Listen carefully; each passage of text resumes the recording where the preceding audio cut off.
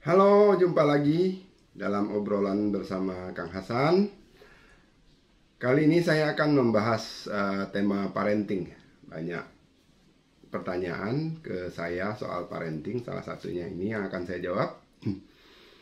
Dan ini pertanyaannya boleh dibilang klise, artinya pertanyaan yang sering banget diajukan oleh para orang tua yang punya anak, khususnya punya anak kecil.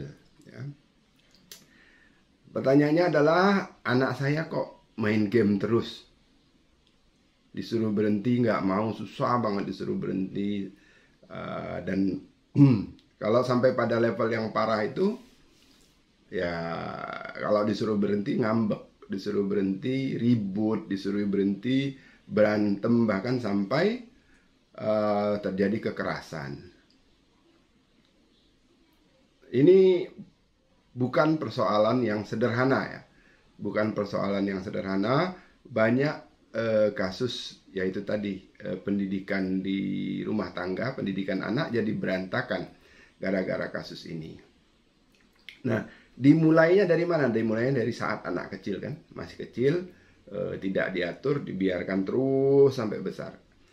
Anak kecil, orang tua kewalahan mengaturnya terus sampai besar. Dan kalau sudah besar ya susah mau diatur. Sudah susah mau diatur. Nah, apalagi ketika anak sudah besar, orang tua masih mencoba mengaturnya seperti ketika dia masih kecil. Nah, inilah yang terjadi pemicu konflik ya, yang jadi pemicu konflik sampai bahkan kekerasan. Nah, bagaimana mengatasi persoalan ini? Pertama, kita harus ubah dulu mindset. Saya selalu mengajak orang untuk menata mindset. Sebenarnya banyak persoalan bisa kita selesaikan kalau mindset kita benar. Atau sebaliknya, banyak persoalan tidak jadi persoalan kalau mindset kita benar. Makanya Stephen Covey itu bilang, the problem is how you see the problem. Ya, bagaimana kita melihat masalahnya? Ya tadi, keluhannya itu menurut saya keluhan yang bermasalah. Dalam arti, anak saya kok main terus. Misalnya, ini kan dimulai dari saat anak masih kecil. Ya kan? Anak saya kok main terus. Anak itu memang pekerjaannya main. Jadi kalau kita komplain soal anakku kok main terus, itu seperti kita komplain suami saya atau istri saya kok kerja terus. Anak itu memang kerjanya main. Kita nggak boleh komplain soal anak yang main. Nah, problemnya adalah tadi, kok dia nggak belajar? Problemnya adalah mindset kita menganggap main dan belajar itu dua hal yang terpisah. Ya, padahal ada satu buku yang bagus itu yang saya jual juga dan saya pegang, Parenting Cara Denmark ya. Dalam buku itu ditegaskan bahwa anak-anak itu belajar melalui permainan ya. Mereka belajar dari bermain. Nah, artinya kegiatan belajar dan bermain anak itu jangan dipisahkan. Anak bermain itu adalah sarana dia untuk belajar. Jadi beri kesempatan seluas-luasnya kepada anak untuk bermain. Ini dulu ditata. Nah, problem pendidikan kita adalah menyumpeli anak-anak ini. Saya jengkel banget dengan soal ini ya.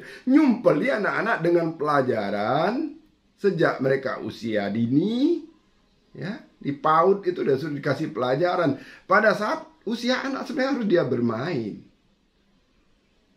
Kesalahannya di situ. Orang tua kemudian takut, oh anakku main terus, padahal dia harusnya belajar. Belum waktunya dia belajar, sudah disuruh belajar. Ini kesalahan pertama. Ya, beri kesempatan anak seluas-luasnya untuk main. Tapi kan dia main, nggak belajar. Anda gagal melihat pembelajaran dia melalui permainan. Itu satu. Anda nggak menangkap esensi apa yang dia pelajari. Itu banyak hal dipelajari dari permainan. Ini saya ngomong permainan secara umum dulu. Ya. Jadi itu dulu disingkirkan dulu. Jadi arahkan anak-anak untuk bermain sebanyak mungkin dan ya. Tapi kan sekali lagi tadi kan nggak belajar dia di situ, nggak ada pelajaran. Nah, berikutnya tugas Anda untuk mengarahkan permainan itu permainan yang belajar. Perkenalkan anak dengan permainan-permainan yang memberi pelajaran. Ya. Perkenalkan anak dengan permainan yang memberi pelajaran. Saya nggak tahu, Pak. Ya nggak tahu belajarlah, ini masalahnya. Orang tua mengeluh soal anak tidak mau belajar, tapi orang tuanya tidak mau belajar bagaimana cara mendidik anak. Anda cari di YouTube, di mana-mana tuh ada begitu banyak bentuk permainan yang bisa mengarahkan anak untuk belajar. Itu masalahnya. Anda nggak mau belajar, sekedar anak saya nggak mau belajar, Pak. Ya, resep saya tadi, arahkan anak-anak untuk belajar melalui permainan-permainan. Anda belajarlah permainan-permainan yang bisa mendidik anak. Membuat anak belajar dari permainan itu, Anda harus belajar dulu. Kan ironi ketika Anda ngeluh soal anak yang tidak mau belajar, Anda sendiri tidak belajar untuk melaksanakan sebenarnya kewajiban Anda mendidik anak. Nah, itu kesalahan berpikir yang luar biasa kan itu. Ya, cuman berharap pihak lain belajar, dalam hal ini anak, nggak adil banget. Anda nggak mau belajar. Temukan permainan-permainan yang membuat anak itu belajar. Loh, tadi kan ceritanya main game. Betul. Ganti permainannya dengan permainan yang Anda ajarkan itu. Emang bisa? Bisa. Saya selalu ajarkan pada orang tua, jangan perintah anak. Ya, jangan perintah, kamu ini, kamu itu. Itu perintah. Tapi kalau, yuk kita begini-begini. Apalagi kalau anak masih usia SD, anak-anak usia dini. Itu gampang kok ngarahkannya. Yuk kita melakukan sesuatu. Yuk kita melakukan sesuatu. Yuk kita melakukan sesuatu. Jangankan main, anak saya diajak masak aja suka kok. Ya, diajak nyangkul aja di halaman mau kok. Yuk kita lakukan sesuatu. Kalau hayo sana, nah itu nggak main, nggak bakal. Kenapa?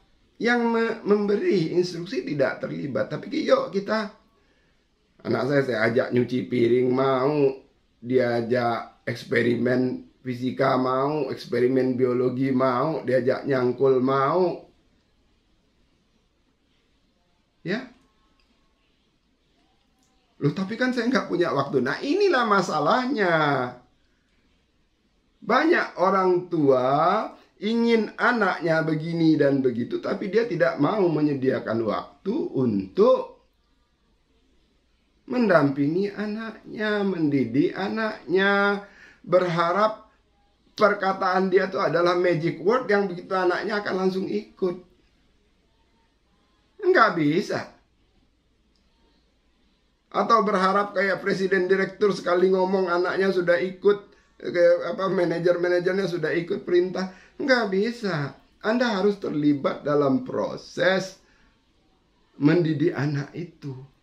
Itu tanggung jawab Anda. Nggak bisa Anda ngomong sekali terus berharap hasil gitu. Nggak bisa.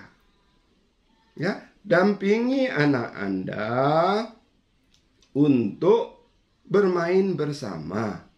Sediakan waktu untuk bermain dengan mereka. Dan bermainlah permainan yang menyenangkan. Itu satu. Yang kedua, anak nggak mau belajar. Ya, saya tidak memungkiri bahwa pelajaran sekolah itu ada. Kenapa anak-anak nggak mau belajar? Problem terpenting dari anak yang tidak mau belajar tuh biasanya dia nggak bisa. Ya kalau dia bisa kan dia nggak perlu belajar lagi. Udah, kenapa kita ribut anak kita nggak mau belajar? Dia sudah bisa.